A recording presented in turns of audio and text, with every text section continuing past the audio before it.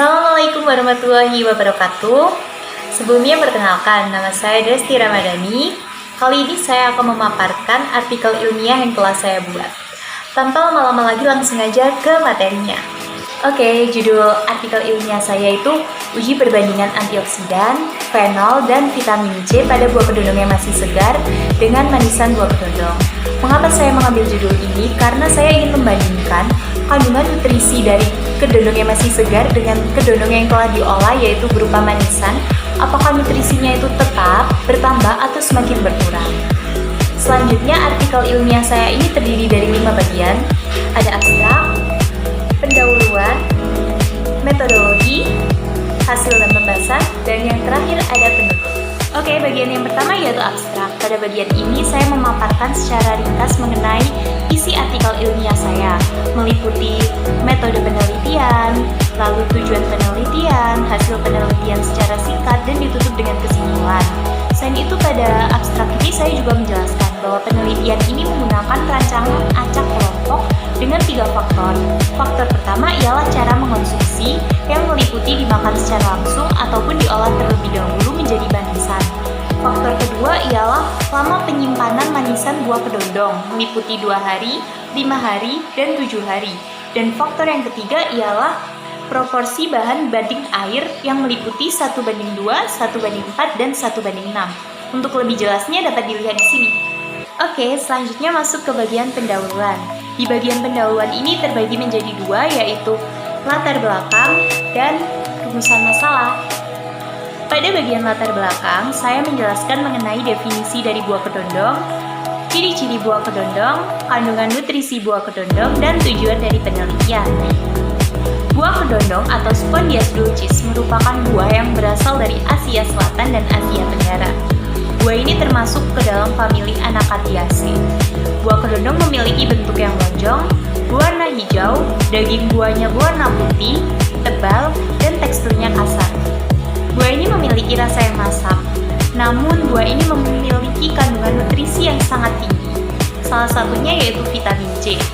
Kandungan vitamin C pada buah kedondong mencapai 30 mg per 100 gram buah.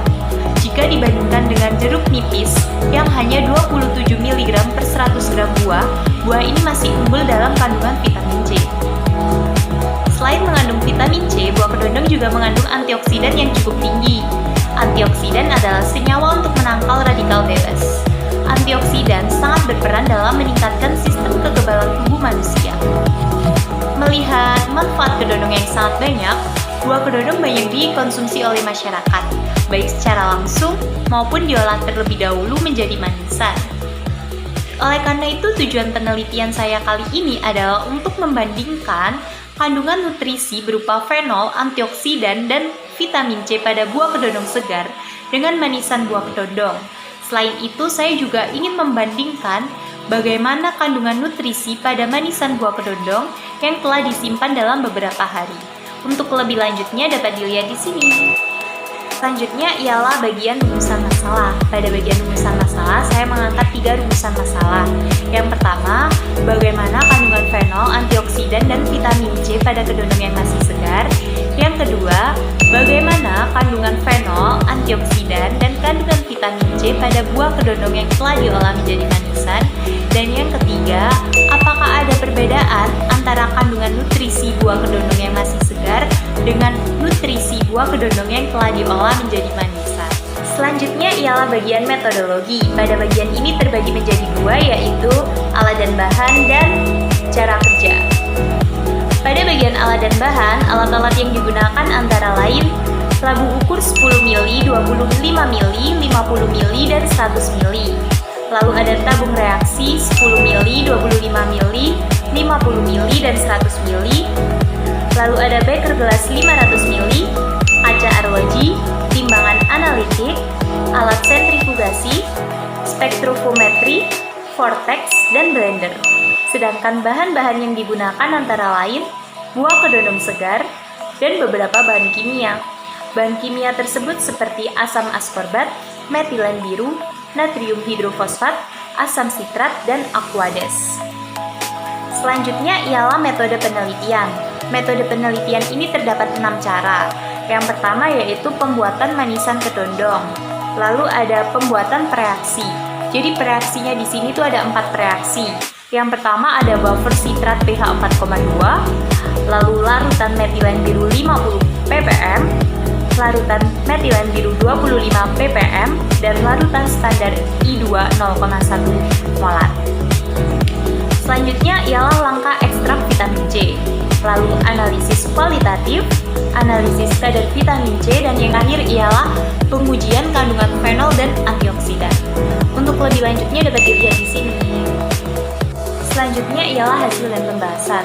Berdasarkan hasil penelitian didapatkan beberapa data. Yang pertama itu aktivitas antioksidan. Jadi, menurut penelitian yang telah dilakukan, aktivitas antioksidan tertinggi terdapat pada buah kedondong yang masih segar dan belum diolah menjadi manisan.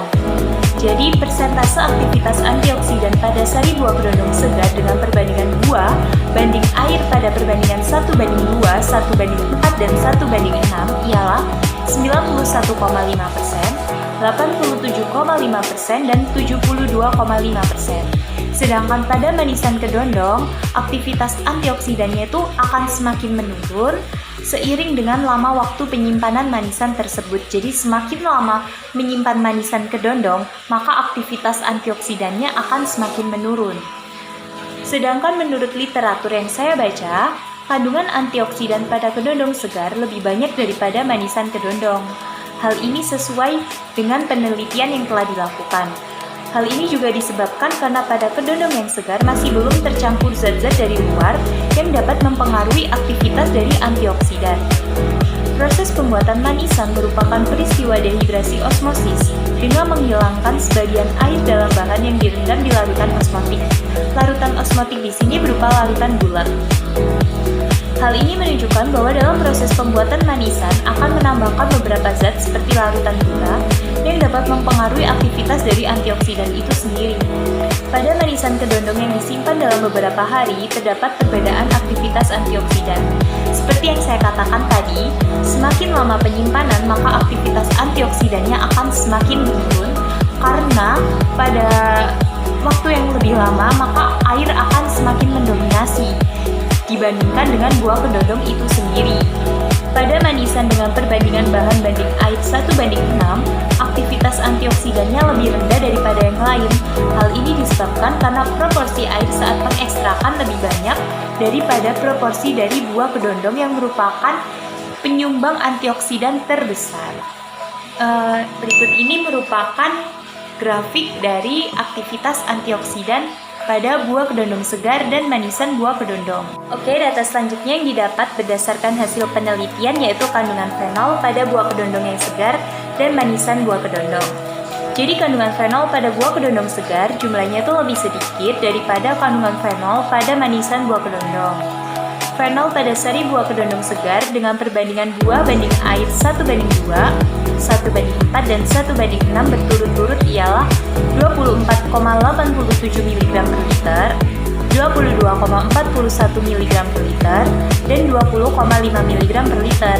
Sedangkan pada manisan buah kedondong yang telah disimpan selama 2 hari dengan perbandingan bahan banding air 1:2, 1:4, dan 1:6 berturut-turut ialah 26,45 gram per liter, 24,3 mg per liter, dan 22,56 mg per liter. Dari hasil penelitian ini dapat kita simpulkan bahwa jumlah fenol pada kedondong segar itu jumlahnya lebih sedikit daripada pada manisan buah kedondong. Sedangkan menurut literatur, jadi kandungan fenol pada kedondong segar itu lebih sedikit jika dibandingkan dengan manisan kedondong karena pada proses membuat manisan kedondong itu terdapat proses yang dapat memecah sukrosa menjadi fruktosa dan glukosa. Pecahnya sukrosa ini disebabkan karena pengaruh asam dan panas yang meningkatkan kelarutan gula. Proses ini dapat menghasilkan gula reduksi yang cenderung tinggi. Jadi, fenol itu akan semakin tinggi jika gula reduksinya itu juga semakin tinggi. Itulah penjelasannya. Oke, data terakhir yang didapatkan berdasarkan hasil penelitian ialah kandungan vitamin C. Kandungan vitamin C pada manisan buah kedondong akan mengalami penurunan setiap harinya Hal ini dapat dilihat dari data yang didapat pada beberapa sampel. Penurunan kadar vitamin C pada buah kedondong terhadap kadar vitamin C manisan buah kedondong hari kedua ialah 77%. Penurunan kadar vitamin C pada buah kedondong terhadap kadar vitamin C manisan buah kedondong hari kelima ialah 89%. Penurunan kadar vitamin C pada buah kedondong terhadap kadar vitamin C manisan buah kedondong hari ketujuh ialah 98%. Dapat dilihat bahwa penurunan kadar vitamin C pada manisan buah kedondong menurun drastis jika dibandingkan buah segarnya. Berdasarkan literatur, vitamin C mengalami penurunan jika dibandingkan buah segarnya. Beberapa faktor yang mempengaruhi hal ini seperti proses pembuatan manisan yang melalui beberapa tahap seperti pengupasan, pemotongan, pemanasan, pelarutan gula, pencucian, pengeraman, perendaman, pemberian gula, pemberian kapur, dan pengemasan. Beberapa perlakuan tersebut memungkinkan untuk merusak kandungan vitamin C di dalam buah kedondong. Selain itu, vitamin C itu merupakan senyawa yang mudah teroksidasi. Tingkat degradasi vitamin C dipengaruhi oleh beberapa faktor seperti suhu, aktivitas air, pH, dan ion logam. Proses pemasakan manisan kedondong berupa pemanasan dapat berkontribusi besar dalam berkurangnya vitamin C dalam kedondong. Kehilangan vitamin C terbesar terjadi saat proses blanching dengan air panas karena adanya leaching vitamin dari jaringan. Selain itu, proses pemasakan manisan kedondong pastinya dengan menambahkan banyak sekali gula sehingga meningkatkan kadar konsentrasi gula dalam buah sehingga kadar vitamin C akan menurun. Berikut ini merupakan tabel hasil pengamatan vitamin C dalam buah kedondong. Yeay, sampailah kita di bagian penutup yang berupa kesimpulan. Jadi, kesimpulan dari semua tadi ialah kandungan antioksidan dan vitamin C pada kedondong segar itu lebih banyak daripada kandungan pada manisan buah kedondong karena dipengaruhi oleh suhu, pH, dan pemberian larutan tambahan. Namun kandungan fenol pada buah kedondong segar itu jumlahnya lebih sedikit jika dibandingkan pada kandungan fenol di manisan buah kedondong karena pada manisan buah kedondong terdapat penambahan larutan gula dan pemanasan yang dapat menambah gula reduksi sehingga konsentrasi fenolnya juga bertambah. Pada manisan kedondong yang disimpan dalam beberapa hari terdapat perbedaan kandungan nutrisi. Kandungan antioksidan dan vitamin C akan semakin menurun seiring dengan lamanya penyimpanan. Namun kandungan fenol justru berbanding lurus dengan lama penyimpanan. Jadi semakin lama penyimpanan, kandungan fenol akan meningkat. Namun perlu diketahui, batas maksimal penyimpanan manisan kedondong hanya berkisar 7-10 hari. Nah, begitulah penjelasan mengenai artikel ilmiah yang telah saya buat. Terima kasih, semoga dapat menambah ilmu and thanks for watching.